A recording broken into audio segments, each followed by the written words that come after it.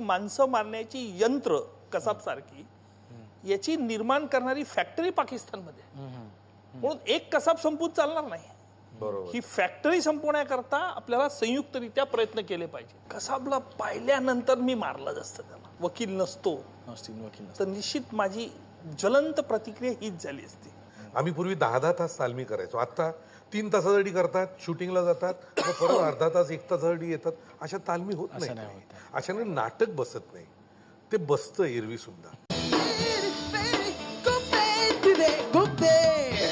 जोरदार टाळ्यांनी स्वागत करूया आजच्या आपल्या पाहुण्यांचं, म्हणजेच सर्व लहान मुलांचे लाडके CID अंकल म्हणजेच शिवाजी साटम, आणि त्यांच्या बरोबर येत आहेत अजमल कसाबचे कर्दन काळ माननीय सरकारी वकील श्री उज्ज्वलजी निकम.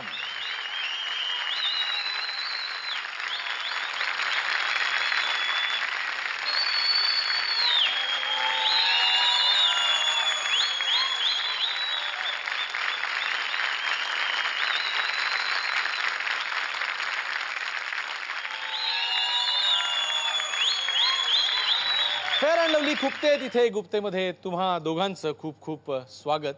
तुम्हा दोघा सरकारी माणसांचं म्हणायला पाहिजे. एक नाटकातला आणि एक खरा. संपूर्ण जगाला इन्स्पेक्टर म्हणून माहिती असलेले शिवाजी साटम यांनी त्या भूमिकेचा अभ्यास करण्यासाठी कुठल्या इन्स्पेक्टरला प्रत्यक्ष भेटून वगैरे असा स्टडी केला होता का? इनबॉर्न क्वालिटी आहे ती? ACP हो ना तुम्ही? ACP promotion. हो, मला खरंच कळत नाही. ते तारे मला अजून पाठ नाही झालेले. बरं ACP माफ करा ACP. नाही रे, मी कधी कुठच्या इन्स्पेक्टरला पाहिलं नाही किंवा त्यांच्यावर बेतलं नाही माझं पात्र. मी पहिल्यापासून शाळेत असल्यापासून कदाचित कॉपी करण्यात हे होतो. माझ्या दिग्दर्शकाची कॉपी केली. आमचा दिग्दर्शक BP सिंग, म्हणजे 100 पासून मला काहीच कल्पना नव्हती तेव्हा, फारसं कॅमेऱ्याचं माहीतही नव्हतं. पण तो जे शॉट लावत होता, अगदी पहिला दिवस होता 100 मालिकेचा. डेड बॉडी पडली आहे आपल्या वर्सोवाच्या बीचवर आणि तो असा फिरत होता. तो आपल्या कॅमेरा अँगलने, मला एवढं आठवत होतं की कॅमेरा म्हणजे पब्लिक आहे, लोक आपल्या बरोबर आहेत, आपल्या पाठीमागे नॉर्मल आहे.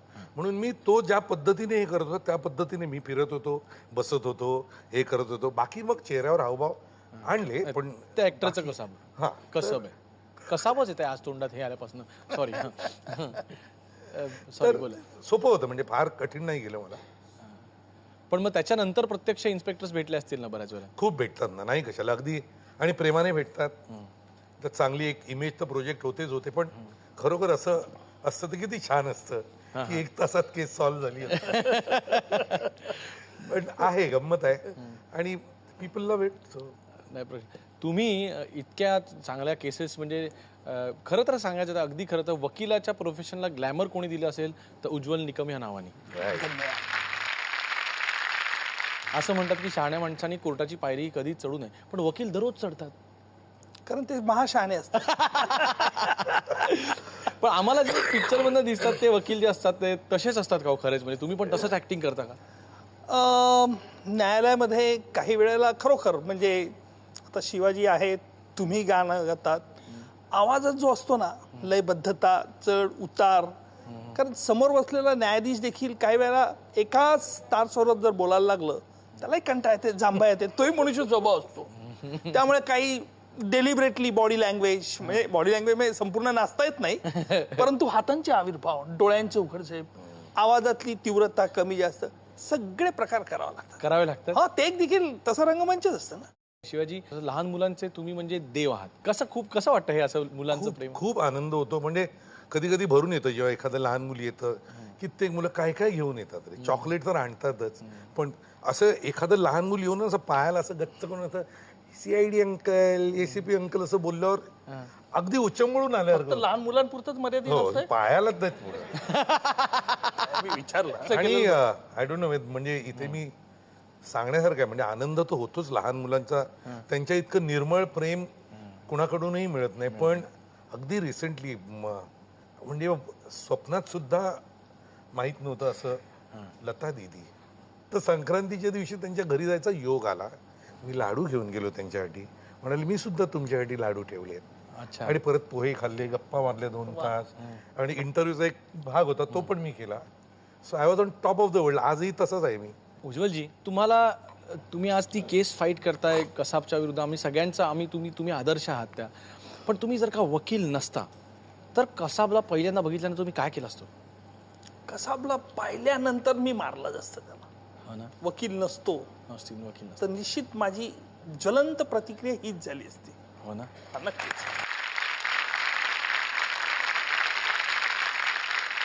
तुम्ही आता हे बोलताय तरी सुद्धा आम्हाला असा थरथरायला पण न्यायालयातही मी ज्यावेळेला त्याच्या विरोधात युक्तिवाद करत असतो माझ्या बोलण्याला आणि प्रत्यक्ष मारण्या इतकीच बोलण्याच्या शब्दांना धार असते. आणि या शब्दाची धार एवढी तीव्र करत असतो मी नेहमी की समोरच्याला वाटलं पाहिजे की आपण जर यांच्या सांगण्याप्रमाणे वागलं नाही केलं नाही तर आपण खरे अपराधी असू.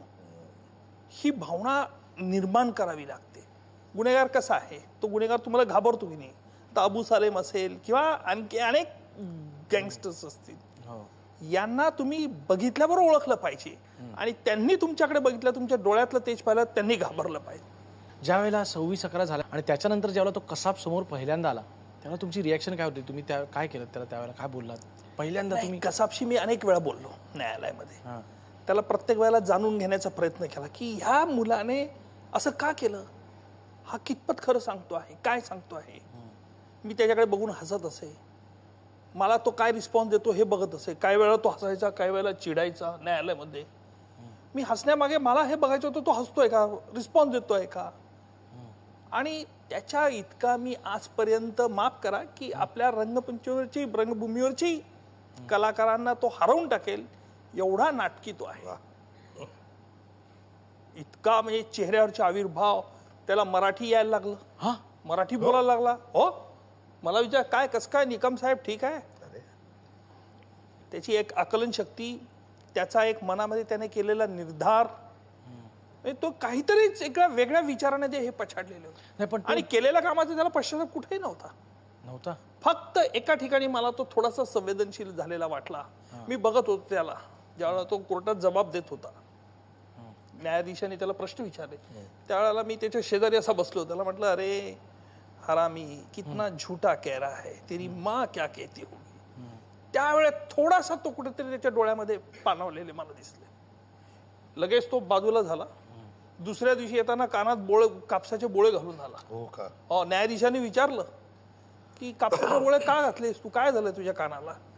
तर लगेच तो निकम साहेब मुझे तकलीफ दे रहे बोले. मला वाटलं आणखी बोलतो की काय. पुढे बोलला नाही तो. मग न्यायाधीशाने त्याची जागा बदलून त्याला दुसरीकडे टाकलं. कुठनं येत असेल त्यांच्यामध्ये असं निर्ढावले? पण हे ब्रेन वॉशिंग केलं जातं. मी मागे म्हटलं होतं की ही अशी माणसं मारण्याची यंत्र कसाब सारखी याची निर्माण करणारी फॅक्टरी पाकिस्तानमध्ये. म्हणून एक कसाब संपून चालणार नाही. ही फॅक्टरी संपवण्याकरता आपल्याला संयुक्तरित्या प्रयत्न केले पाहिजे. आणि म्हणून ज्यावेळेला कसाबचा खटला चालवताना माझा हाच उद्दिष्ट होता. कसाबला काय शिक्षा होणार याहीपेक्षा लष्कर-ओ-तोयबाचे जे लोक पाकिस्तानमध्ये बसले आहेत त्यांच्या मुसक्या आवडल्या गेल्या पाहिजे. नाही, प्रश्नच नाही. पण एवढ्या मोठ्या केसमध्ये आणि ती सगळी जी चीड आहे ती तुम्ही इतक्या फास्ट सगळं करता. आणि ते एक मराठी माणूस आहे याचा आम्हाला, एक मराठी माणसांना आम्हाला प्रचंड अभिमान आहे. उज्ज्वल निकम साहेब, तुम्हाला त्या फक्त तुमच्या ह्या सगळ्या गोष्टींना एक जोरदार टाळ आहे आमच्याकडे. प्रचंड अभिमान आहे आम्हाला, प्रचंड अभिमान आहे. बरं निकम साहेब, तुमचं खुपणं काय आहे? नाही, खुपणं म्हणजे समाजामध्ये जी गुन्हेगाराविषयी एक बागुलबुवा निर्माण करण्यात येतो आणि मी साक्ष दिली तर तो गुन्हेगार काय करेल, म्हणजे माझी निम्मी ताकद त्याला समजवण्यात जाते. काही करत नाही तो गुन्हेगार आता मध्ये आहे, तू कशाला घाबरतो. म्हणजे काही वेळेला मला साक्षीदाराचा पिता व्हावं लागतं, मित्र व्हावा लागतो, फिलॉसॉफर व्हावं लागतं.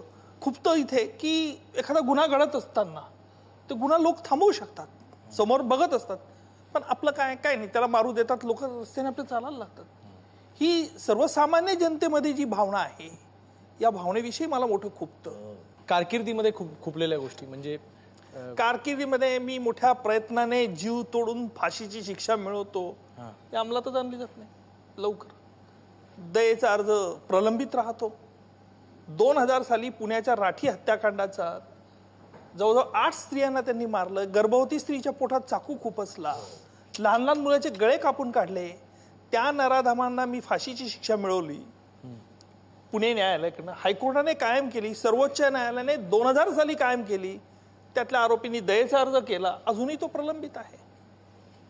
पण त्याला काही मग मर्यादा नसते का? म्हणून मी नेहमीच सांगत असतो, राष्ट्रपतींकडे आहे म्हणजे राष्ट्रपतींकडेचा दोष नाही, ही जी सिस्टीम आपली आहे, दयेचा अर्ज आल्यानंतर राष्ट्रपती भवनाकडे, तिथून मग त्याच्यावरती काय म्हणणं आहे सरकारचं, सरकार पर्यायी गृह खात्याने मग याचं खातं त्याचं खातं, कायदा सुव्यवस्था, ही जी लाल फितीचा भोंगळ कारभार आहे ना, याला हा जबाबदार आहे. नाही, मग अशा वेळेला सामान्य माणसं देखील खूप टिप्पणी करत असतात. ती खूपते का की अरे निकमांनी ना हा मुद्दा मांडला, त्याच्याऐवजी असं काहीतरी म्हणायला पाहिजे होतं. एखादे वकील 2-3 माझ्या समोर झालेल्या आहेत गोष्टी की 2-3 वकील एकत्र बसतात आणि मग ते सांगतात अरे निकमांनी ना असा मुद्दा म्हणा. अगदी बरोबर तुम्ही हा प्रश्न विचारला. कसाबने बघा ज्या वेळेला कोर्टामध्ये सांगितलं की साहेब मैं गुन्हा कबूल कर रहा हूं, मी चाटच पडलो की हा गुन्हा कबूल करतो. न्यायाधीशाने मला प्रश्न विचारला शेवटी की तुम्हाला कबुली जबाब मान्य आहे त्याचा, तुम्ही मान्य करत असाल तर मी इथेच खटला थांबवतो आणि जर काही शिक्षा असे ठोठवायची असेल ती ठोठावतो. मी सांगितलं मला मान्य नाही, मला हा याचा कबुली जबाब मान्य नाही. 2-3 कारणाकरता मान्य नव्हता. एक म्हणजे त्याने संपूर्ण कटाचा भाग सांगितला नाही, पाकिस्तानमध्ये कसा कट रचला. दुसरा, करकरे कामटे यांना त्याने मारल्याचं सांगितलं नाही. तिसरा भाग, स्वतःकडे तो मिनिमम रोल घेत होता, त्याचा जो साथीदार होता अबू इस्माईल याच्याकडे मेजर रोल टाकत होता. मी हे म्हणून म्हटलं मला मान्य नाही. मला कोणीही विचारलं नाही कोणी तुम्हाला का मान्य नाही, तुम्ही का कबूल करत नाही. पण लगेच ही तुमची आता चॅनल सिस्टीम सुरू झाली आहे ना, panel system, panel channel system माहितीये ना, मोठमोठे विद्वान बसवले जातात पॅनलवरती, चॅनलच्या पॅनलवर, आणि मग ते चर्चा करतात. मग मारे फौजदारी कायद्यातले विद्वान सांगायला लागले उज्ज्वल निकमाने चूक केली. तुम्ही बोललात ना तुमच्या सरकारने खूपतं का, उज्ज्वल निकमाने चूक केली, त्यांनी कबुली जबाब मान्य करून घ्यायला पाहिजे होता आणि मग शिक्षा झाली असती, कसाबला लवकर फासावर चढला असतो. पण हे त्या बेट्यांना माहिती नव्हतं की कसाब काय कबुली जबाब दिला आहे, मी का मान्य करते, हे न विचार करताना माझे व्यावसायिक बंधू देखील अकारण माहिती नसताना टीका करतात, तेव्हा कुठेतरी मनाला खुपतं. शिवाजी, आम्हाला तुमच्याबद्दलची एक गोष्ट सॉलिड खुपते लोकांना. काय रे? फारच. काय की एवढं मोठं यश, हिंदीमधलं एवढं मोठं ब्रँड नेम असून देखील तुम्ही असे साधे कसे काय? मराठी आहे. अजून एक गोष्ट आम्हाला जी खुपते ती म्हणजे शिवाजी साटम यांना आम्ही रंगभूमीवर खूप आम्हाला आवडायचे ते ध्यानीमनीपासनं, ते आता फारसे रंगभूमीवर दिसत नाहीत. हो रे, मलाही खूप खुपतं हे, म्हणजे की मी नाही रंगभूमी. पण आता हे एवढं वाढीस लागलेलं आहे, म्हणजे टेलिव्हिजन म्हण किंवा सिनेमा म्हण, की ह्याच्यातनं निघता येत नाही. आणि परत मराठी नाटक किंवा रंगभूमीवर काम करायचं झालं तर एक कमीत कमी 25 ते 30 दिवस तालमी.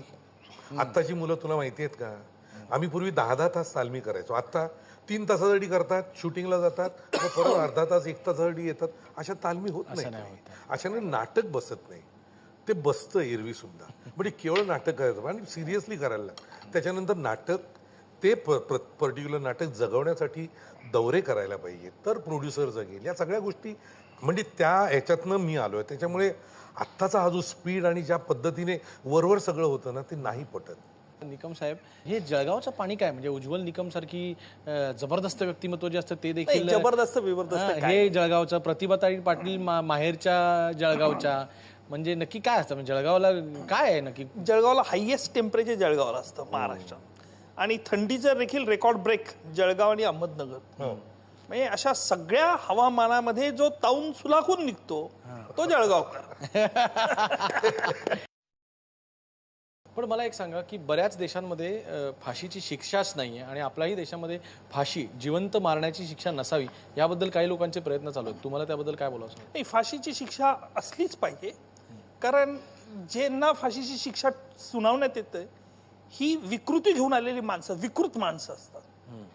आणि ही विकृती काही वेळेला ही अनुवंशिक विकृती असते, काही वेळेला जन्मतः येत असते. सद्गुणांचा अभाव आणि दुर्गुणांचे प्राबल्य, त्याला आपण विकृती म्हणतो, कायद्याच्या भाषेत त्याला डिप्रायव्हिटी म्हणतो. त्यामुळे अशी जर विकृती समाजातून काढून टाकायची असेल तर फाशी हा सर्वोत्तम मार्ग. परंतु त्याची अंमलबजावणी सर्वोच्च न्यायालयाने एकदा कायम केल्यानंतर त्वरित झाली पाहिजे. आणि फाशीच्या शिक्षेला एवढा विलंब होत असल्यामुळे ती भीती मरून जाते. उलट ज्यांना फाशी लवकर होत नाही, फाशी शिक्षा ठोठावण्यात येते किंवा सुनावण्यात येते, त्यांना जेलमध्ये तुरुंगात कुठलंही काम दिलं जात नाही.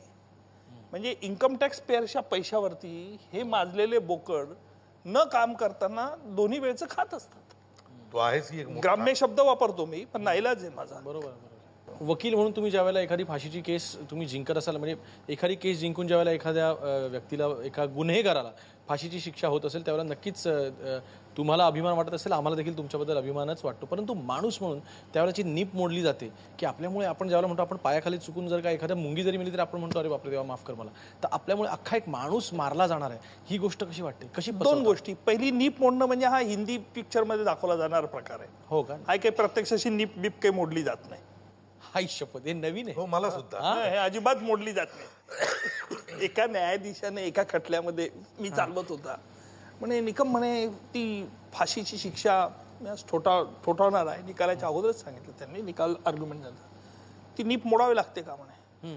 म्हटलं नीप मोडावी लागते, कायद्याच्या असं कुठलं पुस्तकात किंवा प्रोसिजर मॅन्युअलमध्ये लिहिलं नाही. पण तू माझ्या असं माहितीत आहे म्हणे. म्हटलं साहेब आपली माहिती आपण हिंदी चित्रपट सृष्टीतून घेतलेली दिसते. तेही असू शकेल म्हणे, पण व्हॉट इज द लॉजिक. म्हटलं लॉजिक असं आहे की या पेनने आपण एखाद्या गृहस्थाला, एखाद्या व्यक्तीला फाशीपर्यंत सोडू, त्याचा जीव घेतलाय, म्हणून तो पेन यापुढे वापरणे नाही, नीप वापरणे नाही. बरोबर. हा लॉजिकल अर्थ आहे. बरोबर आहे. पण एवढाच अर्थ असतो, बाकी त्याच्यामध्ये काय नाही. आता माझी भावना जर म्हणत असाल, मला काही आनंदही होत नाही आणि दुःखही होत नाही. जेव्हा लोक प्रेम करतात माझ्यावरती, ते मी केलेल्या कामावरती प्रेम करत असतात. मी एखाद्याला फासावर, काय प्रत्येक गुन्ह्यामध्ये मी चालवलेल्या खटल्यामध्ये आरोपीला शिक्षा होईलच किंवा होतेच असंही नाहीये. असं नाही. बरं, पण फाशीची शिक्षा ठोठावल्यानंतर, जाहीर झाल्यानंतर तुम्ही बघितलेली जी रिॲक्शन, 37 लोकांना तुम्ही फाशीची शिक्षा होताना बघितलेलं आहे, तर त्यातली एखादी लक्षात राहिलेली रिॲक्शन काय असते? कोल्हापूरच्या बालहत्याकांडमध्ये त्या स्त्रियांना ज्या वेळेला फाशी झाली, ह्या बालहत्याकांडमधल्या अंजनाबाई गावी, तिथं मेली तुरुंग, तिच्या मुली रेणुका आणि सीमा, मी खटला तो चालवला होता. तिथे मात्र या निर्विकारपणे काही यांच्या चेहऱ्यावरती प्रतिक्रिया नव्हती. मला मोठं आश्चर्य वाटलं. शांतपणे त्यांनी ती शिक्षा ऐकली आणि पोलिसांना शिव्या देत, मला शिव्या देत निघून गेले. असं होतं काही वेळेला. एक खलिस्तान कमांडो फोर्सचा मी खटला चालवता, कल्याण लोकल रेल्वे बॉम्बस्फोट खटला. त्यावेळेला ते तरन तारण पंजाबमधलं, त्यावेळेला शीख अतिरेकी मुवमेंट चालू होत्या. तर न्यायाधीशांनी युक्तिवाद फाशीच्या शिक्षा दिल्यानंतर न्यायाधीशांनी सांगितलं की हिंदी भाषेत सांगितलं, ते शीख अतिरेकी होते म्हणून, कि ये सरकारी वकील साहब ने फांसी की सजा की मांग की है, फिर भी मैं आपको फांसी की सजा नहीं दे रहा हूँ, मैं आपको आजन्म कारावास की सजा सुना. जन्मठेपेची शिक्षा ठोठावली.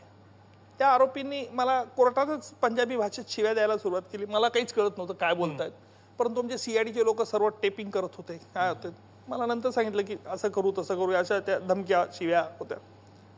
मला त्याचं काही विशेष वाटलं नाही. ही आरोपीची नैसर्गिक प्रतिक्रिया होती शिक्षेबद्दल ती. परंतु मला न्यायाधीशांचं मोठं नवल वाटलं होतं की या सरकारी वकिलांनी फाशीची शिक्षेची मागणी केली होती, मी ती न देताना तुम्हाला जन्मठेपेची देतो. मी मागणी केली होती हे त्यांना सांगण्याचं कारण काय होतं. मी न्यायाधीशांना प्रश्न विचारला नंतर की साहेब आपण हा प्रश्न का विचारला, आपण हे का समजावून सांगितलं. नाही म्हणे त्यांना कळावं. म्हटलं त्यांचे वकील होते, त्यांच्या वकिलांनी सांगितलं होतं. मग मी चिडून थोडं म्हटलं याचाच अर्थ, हे चेंबरमधल्या गोष्टी आहेत, याचाच अर्थ असा की आपण अप्रत्यक्षपणे ह्या आरोपींना उद्युक्त केलं, स्वतः सहानुभूती प्राप्त केली की बुवा मी तुम्हाला देत नाही, मी जन्मठेपेची शिक्षा देतो आहे, मी कसा चांगला. नाही, मी चांगला म्हणण्यापेक्षा मनातून तुम्ही कुठेतरी घाबरला होता, दुसरं काही कारण. आज एवढंच सांगतो बुवा, आज इतकी वर्ष लुटून गेली, थोडेफार लोक प्रेम करायला लागलेत माझ्या कामावर, हे सगळं याचं श्रेय मी तुम्हाला देईन. कारण त्यावेळेला जर तुम्ही मला धीर दिला नसतात तर मी आयुष्यात पुन्हा कधी स्टेजवर चढलोच नसतो. आम्हाला पैसा नको, पण आमच्या सोसायटीला रंग मारून द्या ना, ही सांगण्याची जी वृत्ती समाजात आज लोकांमध्ये येत चाललेली आहे, ही अतिशय घातक प्रवृत्ती आहे. आणि म्हणून राजकारण वाईट आहे मी असं म्हणणार नाही, राजकारणात देखील चांगल्या माणसांनी आलं पाहिजे, पण तसं वातावरण आज निर्माण होत नाही, हे आपलं दुर्दैव आहे.